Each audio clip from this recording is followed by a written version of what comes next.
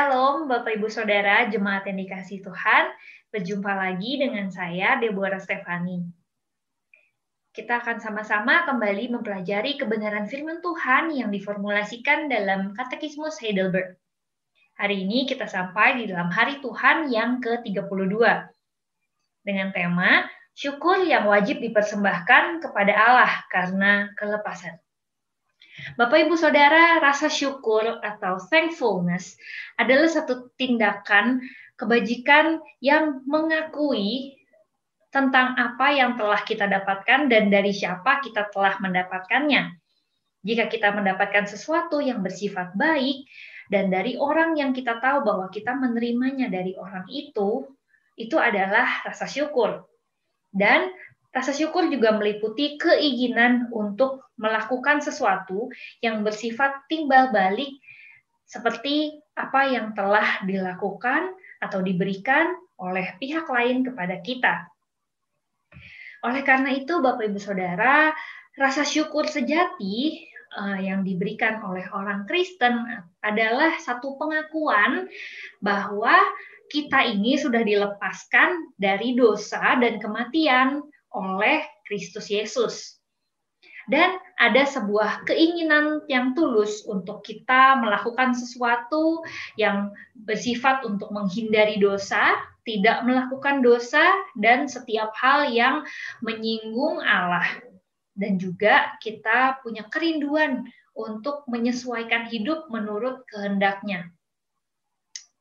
Untuk menginginkan, mengharapkan, dan menerima semua hal baik dari Tuhan saja dengan iman yang benar untuk mengucap syukur atas keselamatan dan kelepasan dari dosa yang telah kita terima dari Allah.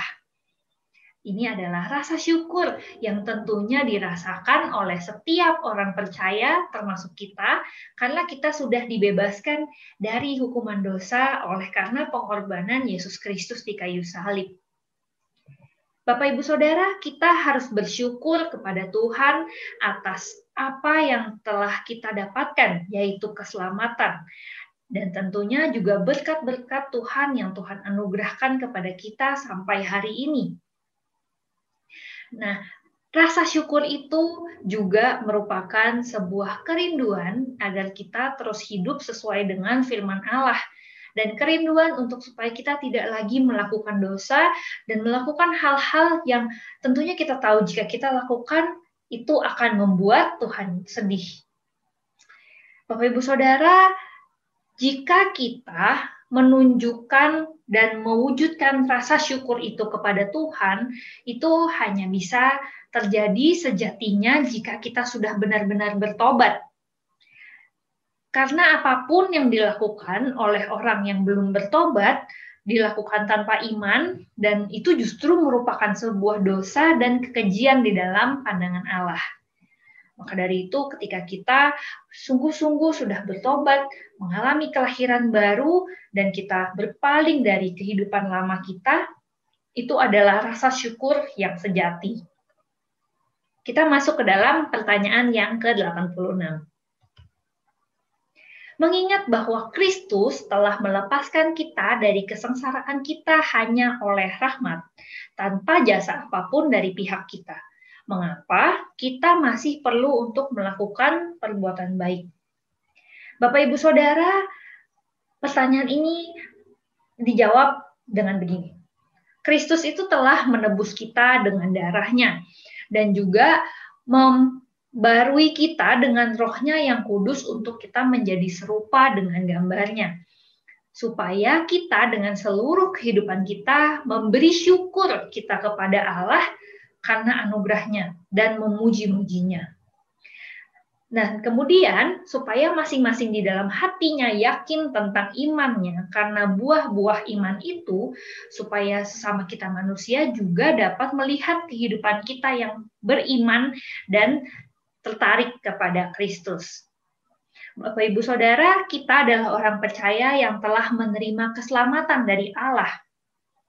Dan tentunya keselamatan itu juga memperbaiki kehidupan kita. Kita yang tadinya merupakan manusia yang jahat, yang berkanjang di dalam dosa, kita bertobat dan berpaling kepada Tuhan. Dan kemudian perbuatan baik itu merupakan bukti atau buah dari pertobatan kita. Maka dari itu, perbuatan baik itu bukan untuk supaya kita diselamatkan. Dan bahkan juga bukan supaya dosa-dosa kita diampuni. Justru kita telah diampuni terlebih dahulu, kita telah diselamatkan terlebih dahulu, barulah kita melakukan perbuatan baik sebagai ungkapan syukur kita telah diselamatkan. Bapak Ibu Saudara, ada 5 poin penting untuk menjawab pertanyaan ini. Perbuatan baik itu merupakan buah dari pertobatan dan kelahiran baru yang dikerjakan oleh Roh Kudus. Bukan perbuatan baik itu yang menyelamatkan, atau perbuatan baik kita tidak akan dapat membuat kita jadi lebih selamat dari orang yang sama sekali tidak melakukan perbuatan baik. Tidak seperti itu. Perbuatan baik itu dilakukan oleh kita sebagai tanda ucapan syukur atas penebusan yang telah Tuhan berikan kepada kita. Karena Ia memberikan keselamatan itu secara cuma-cuma, Bapak Ibu Saudara. Itu adalah anugerah dari Allah. Bukan karena kita melakukan perbuatan baik. Bukan karena kita memberikan persembahan yang nominalnya banyak sekali. Dan bukan pula juga karena kita melayani Tuhan terus-menerus tanpa henti, tanpa lelah. Itu semuanya justru kita berikan setelah kita menerima keselamatan yang daripada Tuhan. Ketika kita melayani Tuhan dengan talenta yang kita miliki, ketika kita memberikan persembahan kepada rumah Tuhan karena kita bersyukur telah dilimpahkan oleh berkat-berkat materi, itu semua kita lakukan karena kita bersyukur kepada Tuhan, sudah diberkati, sudah diselamatkan, sudah diberikan talenta dan karunia untuk melayani. Dan dengan melakukan perbuatan baik, kita memuliakan Allah. Kita memberikan bukti kepada dunia, orang yang melihat kita bahwa kita ini adalah sungguh-sungguh anak Allah yang telah bertobat. Ini adalah perwujudan dari iman kita. Dan kemudian, jika perbuatan baik kita itu dilihat oleh orang-orang yang tidak mengenal Tuhan akan melihat bagaimana orang Kristen, murid Kristus itu bersikap seperti bagaimana Kristus bersikap selama Ia hidup di dunia. Ia mengasihi orang-orang yang terpinggirkan. Ia tidak mengabaikan orang-orang yang datang kepadanya untuk meminta tolong. Dan bahkan Ia mewujudkan kasih-Nya dengan mau berkorban di kayu salib untuk Bapak Ibu Saudara dan untuk saya. Bapak Ibu Saudara, kita melanjutkan ke dalam pertanyaan yang ke-87. Jadi, mereka yang berkanjang dalam hidupnya yang fasik dan tidak mengenal syukur dan tidak bertobat kepada Allah tidak dapat beroleh selamat. Jawabannya, ya tentu saja tidak. Karena kitab suci berkata di dalam 1 Korintus 6 ayat yang ke-9 sampai ke-10. Orang cabul, penyembah berhala, pezina, pencuri, orang serakah, pemabuk, pemfitnah, perampok, dan sejenisnya, mereka tidak akan mendapat bagian di dalam kerajaan Allah. Bahkan dikatakan bahwa kita dahulu juga seperti itu. Akan tetapi kita telah diselamatkan dan telah bertobat. Kita telah menerima anugerah dan diselamatkan.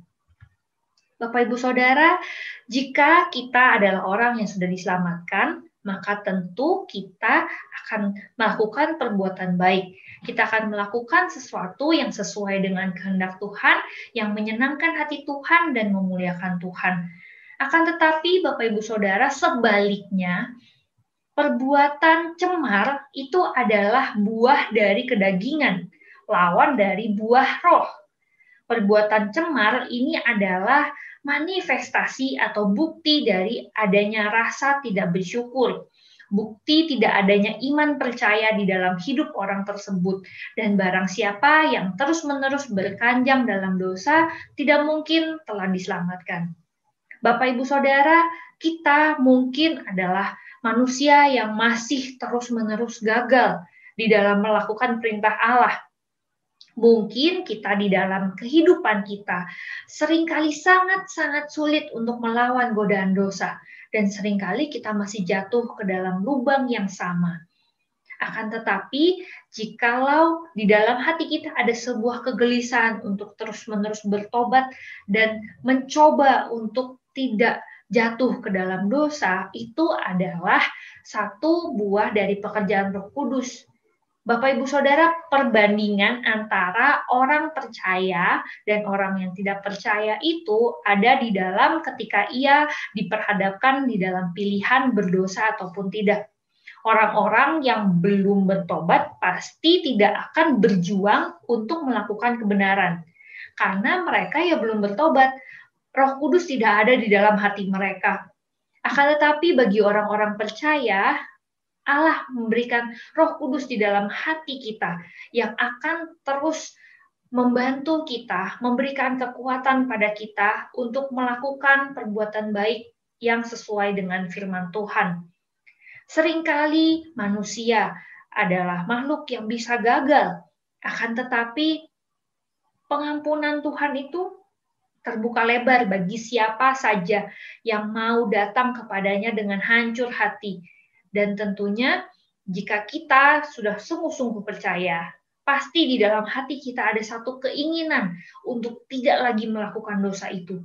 Dan itu adalah bukti bahwa orang tersebut telah diselamatkan. Bedanya ketika orang belum bertobat, dia tidak mungkin ada keinginan yang kuat untuk melakukan kehendak Tuhan. Karena pasti yang di dalam hatinya hanya keinginan untuk memuaskan dirinya sendiri. Hawa nafsu kedagingannya itu, bukan kehendak Allah dan untuk memuliakan Allah. Maka dari itu, Bapak Ibu Saudara, di dalam Katekismus Heidelberg, pada hari ini kita belajar bagaimana kita sebagai orang percaya, kita perlu untuk kita mewujudkan rasa syukur atas keselamatan yang telah kita terima dari Allah dengan melakukan perbuatan-perbuatan baik yang tentunya memuliakan nama Tuhan dan juga membawa orang-orang yang belum percaya untuk melihat Kristus di dalam kehidupan kita. Dan tentunya kita perlu memeriksa diri, apakah kita sudah sungguh-sungguh percaya kepada Tuhan, atau apakah justru kehidupan kita ini masih setiap harinya hanya berpusatkan pada diri kita sendiri.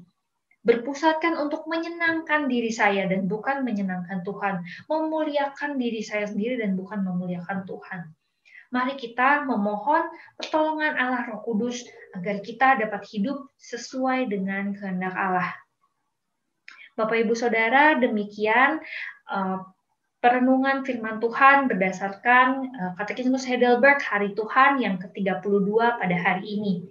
Kiranya firman Tuhan yang kita renungkan dan kita pelajari sama-sama hari ini membuat kita semakin teguh di dalam melakukan kehendak Tuhan dan melayani Tuhan. Terima kasih, Tuhan Yesus memberkati.